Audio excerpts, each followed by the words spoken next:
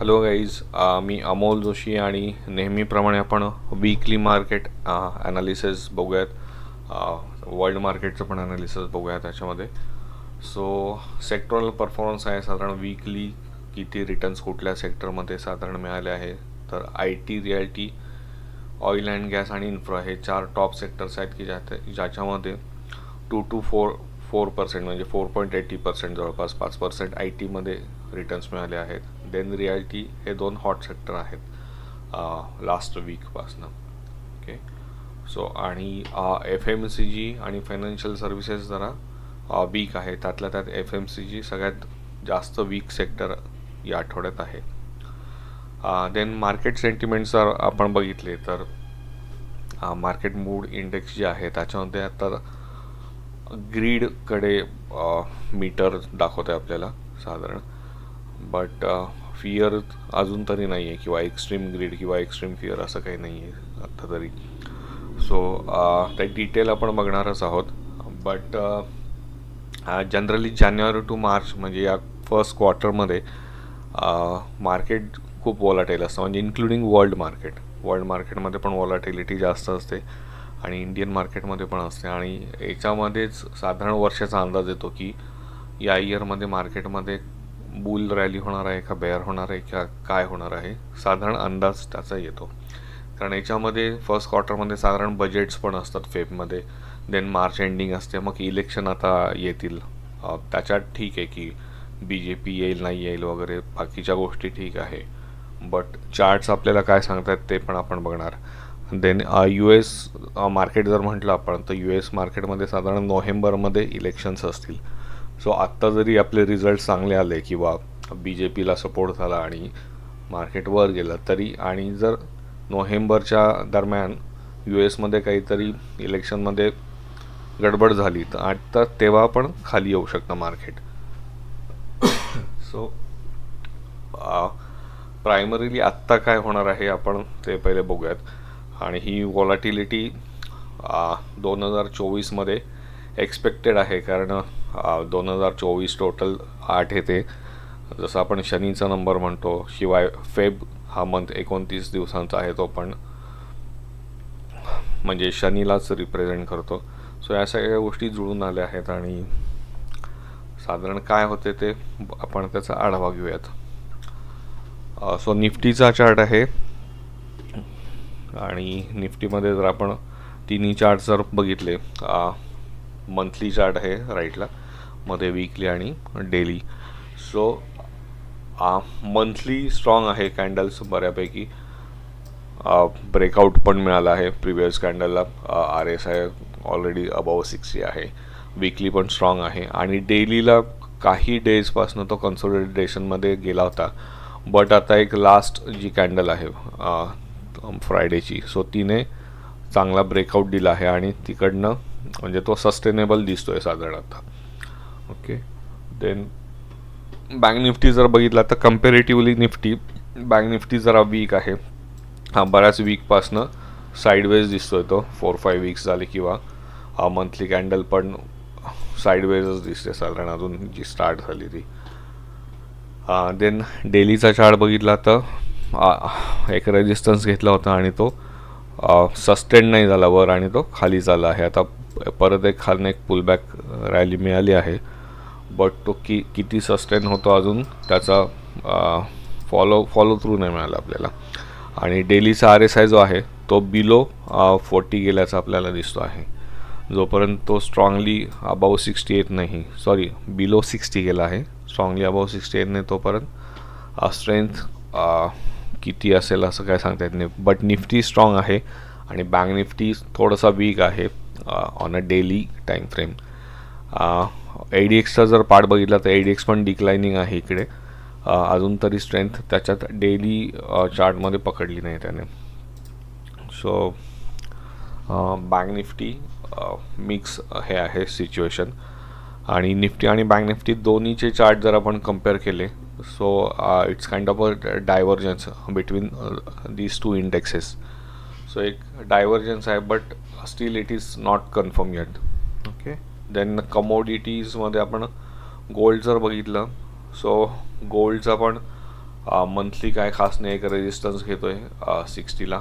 Weekly पण एक resistance घेतला आहे 60ला सेम. आणि डेली आहे तो एक सपोर्ट घेतो आहे 40ला. So it's good sign. जर इकडे तो सस्टेन झाला आणि रॅली झाली तर गोल्ड इन्क्रीज होऊ शकेल. बट इकडे एक मोठा रेजिस्टन्स आहे जिकडनं एक पुल बॅक रॅली आली होती. आणि त्याच्यानंतर जर कॅन्डल्स आपण बघितल्या तर खूप मोठ्या मोठ्या वीक्स दिसत आहे. सो नियर टर्म तरी म्हणजे शॉर्ट टर्म तरी गोल्डमध्ये खूप चांगली रॅली येईल असं तरी अजून काही दिसत नाही. देन क्रूड ऑइल क्रूड ऑइलला पण सेम तसंच आहे. मंथली बिटवीन 40-60 आहे. वीकली जवळपास 40लाच रिटेस्ट करतो आहे. आणि इथे पण बाईंग येतं आहे वीकलीला. सो 40चा एक रेजिस्टन्स तो अजून होल्ड करतो आहे वीकलीला.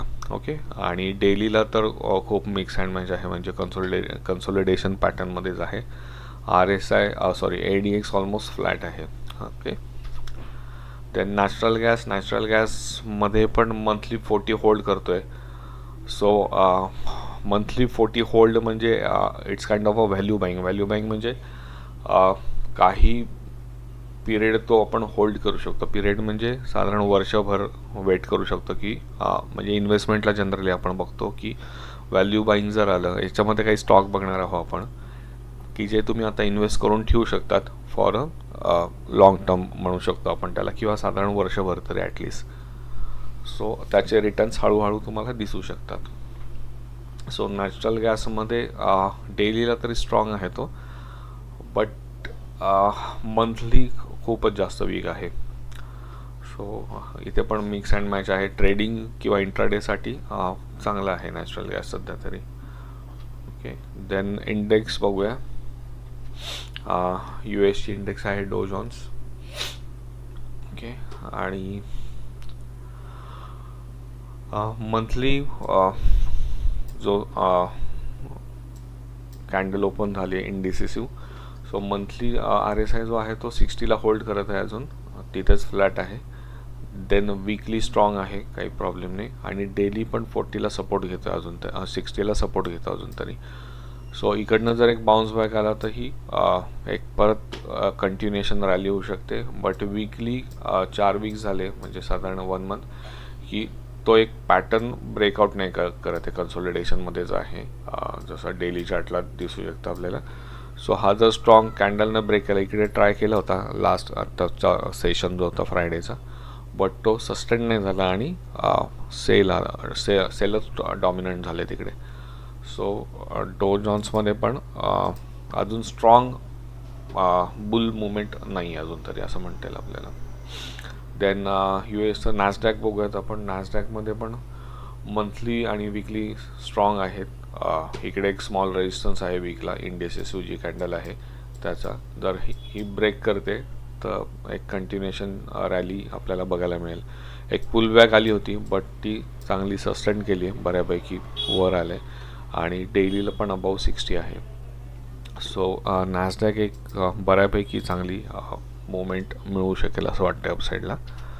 देन S&P 500 न्यूयॉर्कची जी इंडेक्स आहे, सो याच्यामध्ये पण सेम तसंच पॅटर्न दिसतो आहे नॅसडॅकसारखा, की एक वीकलीला जो इंडिसिसिव्ह कॅन्डल आहे त्याच्या वर अजून क्लोजिंग नाही मिळालं आहे रेजिस्टन्स. सो कॅन्डलच्या वर आहे बट हायच्या वर अजून क्लोजिंग आलेला नाही वीकलीला. आणि हा रेजिस्टन्स एकदा ब्रेक केला तर मग एक अपमूव चांगली मिळू शकते. मंथली जो रेजिस्टन्स आहे तो फॉलो करतो अजून तो वीकली आणि डेलीला. So monthly RSI, weekly RSI आणि डेली RSI तिन्ही अबाव 60 आहे. सो इकडे पण एक स्ट्रॉंग बाय साईड येऊ शकते, एक पुल बॅक नाही आलं तर, कंटिन्युएशन नाही आलं तर. देन जर्मनीचं मार्केट बघूया. डॅक्स जर्मनीचं मार्केट डेलीला खूप हॅपनिंग नाही आहे. बऱ्याच डेजपासनं तो एक डिसेंडिंग आपण पॅटर्न क्रिएट झाला असं म्हणू शकतो, एक चॅनल. देन वीकली पण बघितला तर वीकलीला तुम्हाला इथे फ्यू वीक्सपासनं एक कन्सोलिडेशन फेजमध्ये तो ट्रेड करतो आहे कळून येईल. बट वीकलीला RSI एक सपोर्ट घेतो आहे, स्टील तो ब्रेक नाही होते लो त्याचा. आणि मंथलीला अबाव 60 आहे बट खूप स्ट्रॉंग आणि दिसत नाही आहे. ओके. डेलीला लोअर लो काहीच केले आहे किंवा लोअर हाय पण, आणि बिलो 60 क्लोज झालं आहे आता तरी. सो ह्याचं कंटिन्युएशन कुठे ब्रेक डाऊन होतो आहे का ब्रेकअप होतो आहे याच्यानुसार जर्मनीचं मार्केट पुढे मोमेंट देऊ शकेल. देन निक्की जर बघितलं तर जापनीज मार्केट आहे. सो आत्ता तरी वर्ल्डमधलं हे सगळ्यात स्ट्रॉंग मार्केट आहे. म्हणजे जो काय चार्ट आहे की मंथली एकदम स्ट्रॉंग मुवमेंट आहे RSI, आणि कॅन्डल पॅटर्न्स जर बघितले आपण तर कॅन्डल पॅटर्न पण स्ट्रॉंग आहे. वीकलीला खूप व्हेरी बुलिश कॅन्डलने ब्रेकआउट दिला आहे याच्यावर सगळ्या रेजिस्टन्सच्यावर, आणि RSIने पण अबाउस क्लोज दिला आहे वीकली. देन डेलीला तर 3 गॅप्समध्ये कॅन्डल गॅपअप 3 दिवस कंटिन्यूस गॅपअप ओपन झालं आहे. सो हे सस्टेन आलं, एक छोटा पुलबॅक येऊ शकतो गॅप फिलिंगसाठी इथनं किंवा इकडनं. आणि आत्ता तरी सगळ्या मार्केटमध्ये जापनीजचं म्हणजे हे जे मार्केट आहे हे सगळ्यात स्ट्रॉंग दिसतो आहे आपल्याला चार्ट निक्केचं. देन कॉस्पी हे खूप होपफुली काय वाटत नाही याच्यात बुलिश मोमेंटरी, कारण वीकलीला एक पुलबॅक आला आहे चांगला, डेलीला पण दिसतो आपल्याला. आणि तिन्ही RSI जर बघितले आपण सो विदिन ते 40-60 दिसत आहेत, आणि डेलीला जो आहे तो 40 सपोर्ट आहे आत्ता तरी. या गॅप फिलिंग झालेत काही तिन्ही पण, आणि जर याला कंटिन्युएशन मिळालं फॉलो थ्रू आणि डेली जर बिलो 40 गेला सो एक खालची जी गॅप फिलिंग आहे तो खालपर्यंत येऊ शकतो. विकलीची जी गॅप आहे सो तिथपर्यंत मार्केट येणं होऊ शकतं. ओके, सो देन हँगसेंग हाँगकाँगचं जे मार्केट आहे सेम आहे, खूप वाईटच अवस्था दिसते याची. मंथली 40 ब्रेक केला म्हणजे खूप चांगली इकॉनॉमीची कंडिशन नसते साधारण. सो मंथली वीकली पण बिलो 40 गेलं आहे, आणि डेली अराउंड 40 आहे. म्हणजे 40ला तो अजून काय म्हणतो आपण तिकडे ट्राय करतो आहे तो सस्टेन करण्यासाठी. सो खूप काही हॅपनिंग ह्याच्यामध्ये नाही आहे. निगेटिव्हच आहे, स्ट्रॉंग निगेटिव्ह आहे हाँगकाँग मार्केट. देन शांघाईचं जे चायनाचं जे मार्केट आहे ते पण होपलेसच आहे. मंथली तर खाली चालला आहे तो सगळ्या सपोर्ट्सच्या. आता जर तो ब्रेक केला तर एक डीप करेक्शनमध्ये जाऊ शकतं काही वर्षांसाठी पण. देन वीकलीला तर तो ट्राय करतो आहे की 40च्या वर येण्याचा, बट तो सक्सेस नाही होते, खालीच येतं. आणि डेलीला पण तो बिलो 40च आहे. सो ADX पण बऱ्यापैकी स्ट्रॉंग आहे 41 म्हणजे. सो तो खाली जाण्याचे चान्सेस खूप जास्त आहे, किंवा तिकडे जर काही गडबड चालू असेल चायनामध्ये तर ती याच्यातनं दिसतेच आहे, बट ती वाढू शकते अजून जी काही निगेटिव्हिटी किंवा काही पण असेल. म्हणजे इट्स कोरोनासारखं जर काही असेल किंवा बाकी इकॉनॉमिकली जर काही इश्यूज असतील कंट्रीजमध्ये, सो ते साधारण चार्टवरनं रिफ्लेक्ट होत आहेत, आणि त्याच्या कंटिन्युएशन किंवा रिव्हर्सलच्या पॅटर्नवरनं पुढे अंदाज येऊ शकतो आपल्याला. सो हे सगळे झाले सध्या वर्ल्ड मार्केट्सचे चार्ट. काही आपले चार्ट्स आणि आपले सेक्टर्स पण बघूया इंडियन. सो हा एक स्टॉक आहे डेल्टा कॉर्प. सो हा मंथली चार्ट आहे, आणि मंथलीला त्यानं 40 सपोर्ट घेतला इकडे. ओके, इकडनं एक स्टेपअप जी म्हणतो आपण ती स्टेप आली आहे इकडे, आणि इकडे जर तो होल्ड करतो आणि वर पुल बॅक देतो आहे तर हा एक व्हॅल्यू बाईंग होऊ शकेल. व्हॅल्यू बाईंग याच्यासाठी कारण मंथलीला 40ला सपोर्ट घेतला आहे. सो जनरली हे स्टॉक काही मंथ्समध्ये हळूहळू ग्रो करतात, आणि तुम्ही याच्यामध्ये इन्व्हेस्टमेंट करू शकतात फॉर फ्यू मंथ्स, किंवा काही 1-2 वर्षांसाठी तुम्ही एक छोटा फंड याच्यामध्ये इन्व्हेस्टमेंट करू शकतात. सो आय थिंक हा स्टॉक दिवाळीच्या वेळेस पण दिला होता मी मुहूर्ताच्या वेळेस, आणि तिथपासून तो थोडा ग्रो करतो आहे हळूहळू. खूप फास्ट मोमेंट येत नाही जनरली या स्टॉक्समध्ये, बट जर तो सस्टेन झाला तर खूप चांगली तुम्हाला रिटर्न्स म्हणजे पर्सेंटेज वाईज जे रिटर्न असतात ते तुम्हाला इयरली तुम्हाला बघायला मिळू शकतात. सो आत्ता तरी 150-152च्या आसपास तो ट्रेड करतो आहे. देन नेक्स्ट स्टॉक आहे UPL पण व्हॅल्यू वायज आपण म्हणू शकतो. हा पण 40चा एक सपोर्ट घेतो आहे, डेली चार्ट आहे हा, बट मंथलीला पण 40 सपोर्ट घेतो आणि सेकंड जे पॅरामीटर आहे की फिबच्या 62%च्या वर तो क्लोज झाला आहे सध्या तरी. सो इथे सस्टेन झाला आणि याला जर कंटिन्युएशन मिळते अबाव 50%च्या वर, म्हणजे 571 जी प्राईस आहे त्याची आता 565 आहे करंट क्लोजिंग प्राईस, बट अजून एक 5-6 रुपये वर जर तो क्लोज होतो आहे विथ स्ट्रॉंग कॅन्डल, सो इकडनं नियर टर्म म्हणजे 571चे 615च्या आसपास तर तो इझिली जाण्याचे चान्सेस आहे. आणि जर हा ब्रेक करतो आहे with a strong bullish candle, so तो तुम्ही होल्ड करू शकतात for few months. Okay, so medium term होल्डिंगसाठी UPL चांगलं एक वाटतो आहे सध्या तरी. देन अतुल लिमिटेड, अगेन हा व्हॅल्यू बाईंग स्टॉक आहे, मंथली पण 40 होल्ड केला आहे त्याने. देन हा डेली स्टॉक आहे, इकडेच आपण मागे रिकमेंड केला होता साधारण 60ला होल्ड जेव्हा तो करत होता, बट त्याच्यानंतर ते 2 कॅन्डल फेल झाल्या, खाली आल्या, बट स्टील त्याने परत एक बुलिश कॅन्डल मिळाली आहे त्याच्यानंतर 2 पुल बॅक आल्यानंतर आणि त्याला कंटिन्युएशन मिळालं आहे. सो याच्यामध्ये एक परत जर 50%च्या आसपास रिट्रेसमेंट आली तर आपण याला परत रिएंट्री करू शकतो साधारण 6673च्या आसपास. ओके, देन सेक्टर्स बघूयात. आता आपण कप स्टॉक्स किंवा बाकी स्टॉक्स बघत नाही आहे, कारण तसंही एक बँक निफ्टीला रेजिस्टन्स दिसतो आहे साधारण डेलीला, आणि पुढे काय होईल अजून तसा क्लू खूप स्ट्रॉंग नाही आहे. जरी निफ्टी स्ट्रॉंग आहे तरी एक करेक्शन मे बी येऊ शकतं, इमिजिएट नाही बट काही महिन्यात पण येऊ शकतं. आणि सो त्याच्यामुळे आपण नवीन पोर्टफोलिओ खूप स्ट्रॉंगली नाही बिल्ड करत आहे सध्या, बट हे जसं व्हॅल्यू बाईंगवाले स्टॉक आहेत त्याच्यामध्ये आपण साधारण डिझायर्ड अमाऊंटच्या 30% अमाऊंट इन्व्हेस्ट करू शकतो सध्या तरी. सो सेक्टर्स बघूया आता, सेक्टरचे चार्ट्स डिटेल. IT सेक्टर जो आहे त्याने तर एक गॅप अप ओपनिंग दिलं आहे ऑन अ डेली चार्ट, आणि विथ RSI सपोर्ट आहे त्याला. ADX पण एक U-टर्न घेतो इकडे. सो मंथली आणि वीकली तर ऑलरेडी स्ट्रॉंगच आहे, कॅन्डल्स पण स्ट्रॉंग आहे. एक मंथलीचा जो कप फॉर्म होईल किंवा एक रेजिस्टन्स येईल तेव्हा आपण जे काय ITचे होल्डिंग्स असू ते इथे विड्रॉ करता येईल आपल्याला साधारण त्याच्या जवळपास. सो मंथली जर तुम्ही ट्रॅकिंग ठेवला आणि होल्ड असतील आता ITचे स्टॉक, तर तुम्ही ते ट्रॅकवर ठेवू शकतात तुमच्या, किंवा जेव्हा एक्झिट याच्या जवळपास तुम्ही बुक करू शकतात एक्झिट करायची असेल तर. सो IT सेक्टर सगळ्यात स्ट्रॉंग आहे सध्या तरी.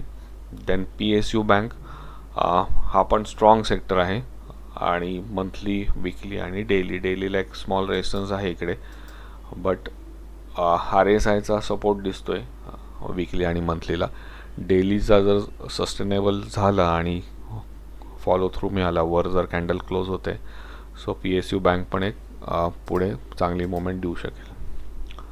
रिॲलिटी सेक्टर एक स्ट्रॉंगेस्ट सेक्टर आहे. अगेन दिवाळीमध्ये आपण काही पिक्स दिल्या होत्या, DB रिॲलिटी होती किंवा DLF एक टॉप पिक होता आपला. DLFने पण खूप चांगले रिटर्न दिले आहेत आणि अजून 1-2 स्टॉक पण आपण सजेस्ट केले होते मध्ये. सो मंथली तर व्हेरी स्ट्रॉंग एक मुवमेंट दाखवते. 2023मध्ये सगळ्यात टॉप सेक्टर रिॲलिटी होता, आपण मागे वेबिनारमध्ये डिस्कस पण केलं होतं. सो आणि अजून पण कंटिन्युएशन दिसतं ह्याच्यामध्ये, आणि जर तुमच्या पोर्टफोलिओमध्ये इन्क्लूड आहे जर रिॲलिटी स्टॉक, तर ते होल्ड करू शकता अजून काही सेशन्स तुम्ही. देन जेव्हा आपल्याला रिव्हर्सलचा सिग्नल दिसेल तेव्हा आपण बुक करू शकतो ते. ओके, देन सर्व्हिस सेक्टरने पण डेलीला सपोर्ट घेतला आहे काही दिवसांपासून RSIचा, आणि एक कन्सोलिडेशन फेज होता तो आता ब्रेक केला आहे एक गॅप अप ओपनिंगने, आणि मंथली आणि वीकली स्टॉक याच्यामध्ये पण ब्रेकआउट दिसतो आहे. सो वीकली रेजिस्टन्स तसा त्याने ब्रेक केला आहे आणि मंथली पण ब्रेक केल्याचा दिसतो आहे.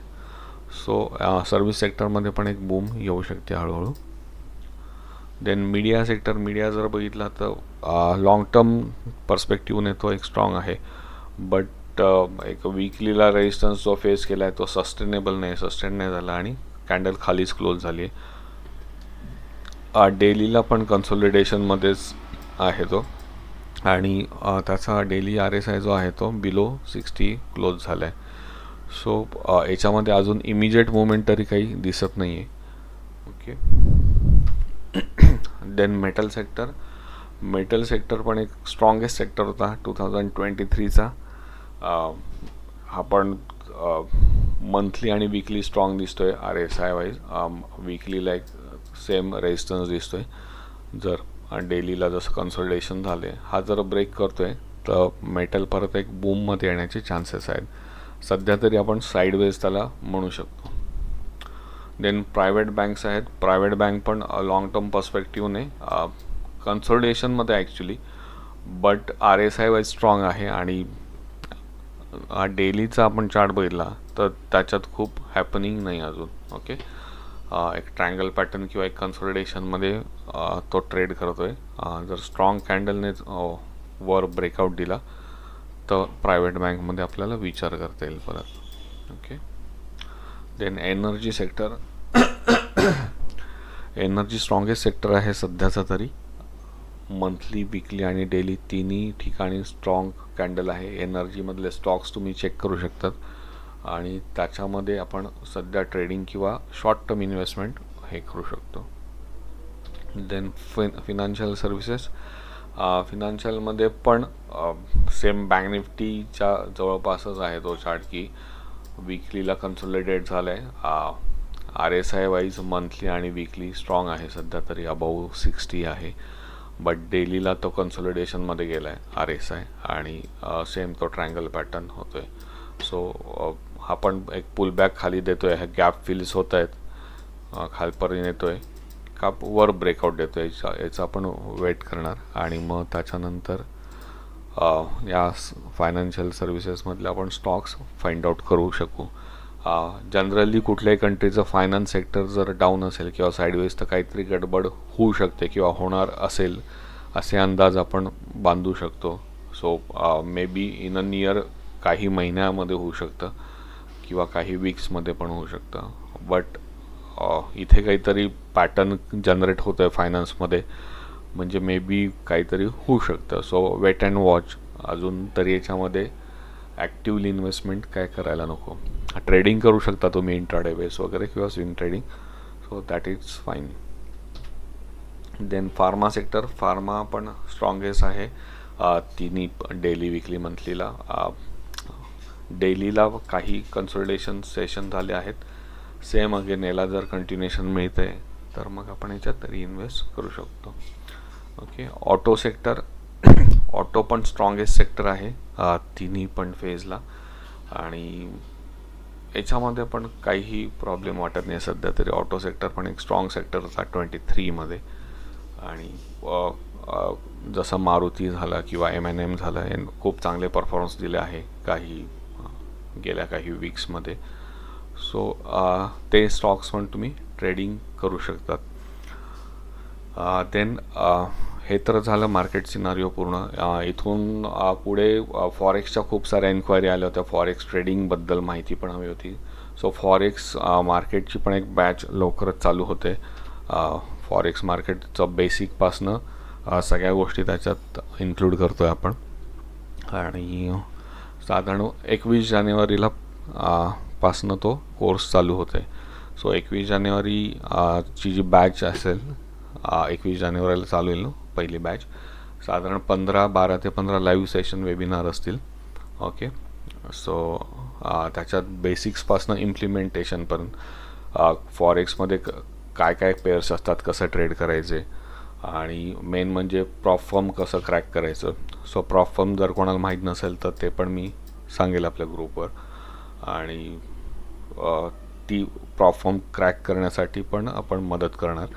आणि वेरियस SMCच्या ज्या कॉन्सेप्ट्स आहेत किंवा स्ट्रॅटेजीज आहेत त्या पण मी रिव्हील करणार आहे. सो SMC म्हणजे स्मार्ट मनी कॉन्सेप्ट. जनरली फॉरेक्स ट्रेडर्स किंवा जे अल्गोरिदम वाईज ट्रेडिंग करतात, सो ते SMCमध्ये ट्रेड करतात, आणि त्या ओपनली तरी स्ट्रॅटेजीज फुल कुठे मिळत नाही. सो त्या सगळ्या आहेत आपल्याकडे स्ट्रॅटेजीज. सो त्या पण रिव्हील केल्या जातील.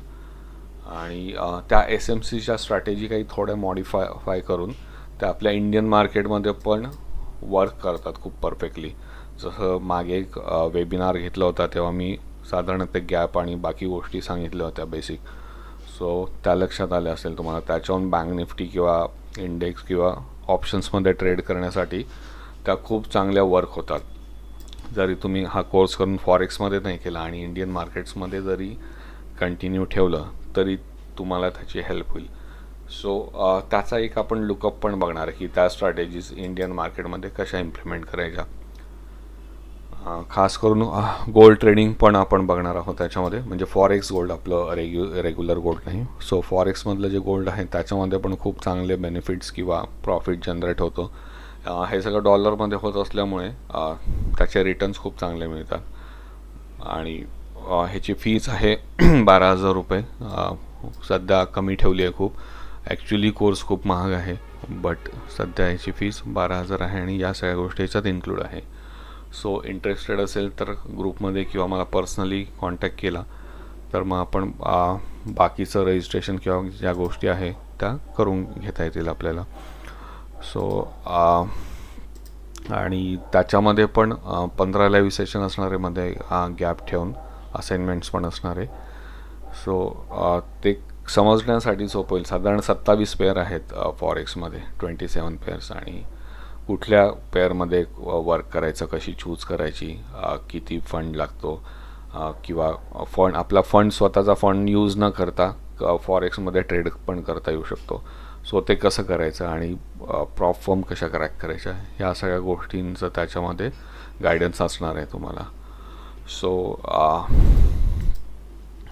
ओके, आजचा सेशन तर इकडे आपण संपूयात. आणि नेक्स्ट काय असेल तर मग नेक्स्ट वीक बघूयात. जर परत आपल्याला तो घ्यायचा असेल सेशन तर कंटिन्यू करायचा असेल तर. Okay, so thank you so much.